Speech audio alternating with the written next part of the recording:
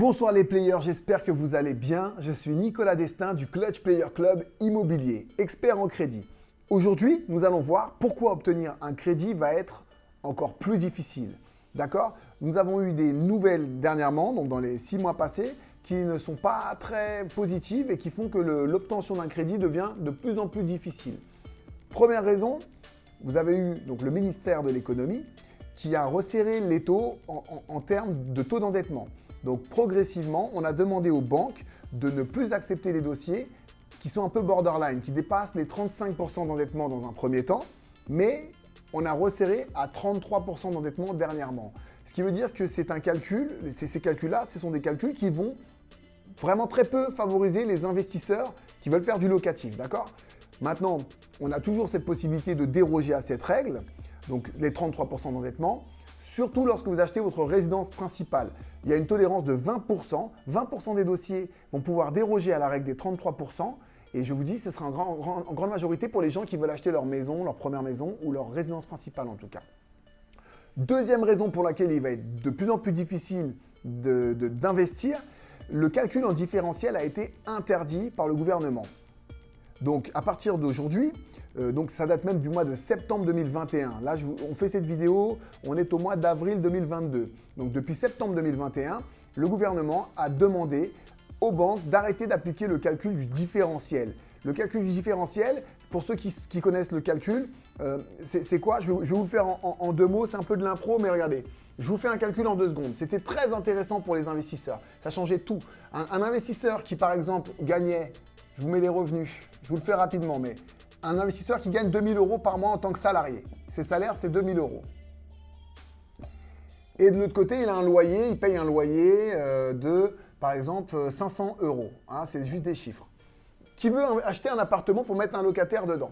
Donc, il va avoir un revenu supplémentaire. Imaginons qu'il achète un appartement qui va louer 650 € et dont la mensualité de crédit va lui générer 500 € supplémentaires de charges. D'accord?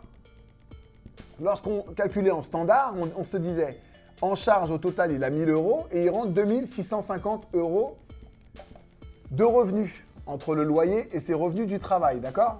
Donc ça faisait un endettement de 1 000 sur 2 650 €. Ça fait un endettement de combien? Je vous fais le calcul. Ça faisait un endettement de 37,7%. Ça, c'est l'endettement standard, qui est toujours autorisé, hein, d'accord? Mais c'est difficile aujourd'hui d'obtenir du 37,7%, comme je l'ai dit juste avant. Avant, on avait un deuxième calcul, c'était le calcul investisseur, qui était très favorable. Je vous le fais. La même chose, en salaire, il avait 2 000 €.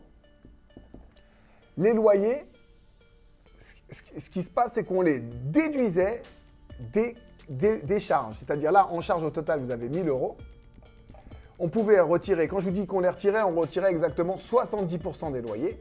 6 x 7, 42, donc ça faisait 450 € à peu près. 450 €, c'est 70% des loyers.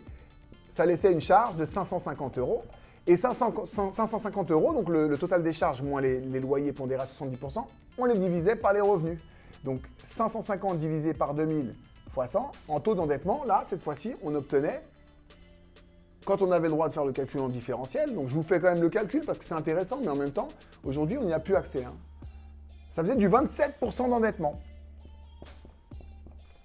Donc là où on était à 37,7, grâce au calcul en différentiel, on avait du 27% d'endettement. Aujourd'hui, ce calcul, il a été interdit. Les banques qui continuent à l'utiliser s'exposent à des sanctions.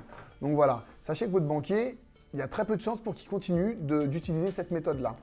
Voilà, ça c'est une des raisons pour laquelle l'obtention d'un crédit va être encore plus difficile. Les règles ont tendance à beaucoup se serrer ces derniers temps. Donc c'est pareil, si vous avez ce type de problématique ou pas, hein, si vous avez un dossier aussi standard, n'hésitez pas à nous solliciter. Je vous mettrai un fichier contact juste en dessous de la vidéo. Et n'hésitez pas également à liker la vidéo si elle vous a plu, à vous abonner à la chaîne et à télécharger le guide Les 7 secrets du crédit immobilier. Voilà, juste ici. Je vous dis à très très vite. Ciao, ciao.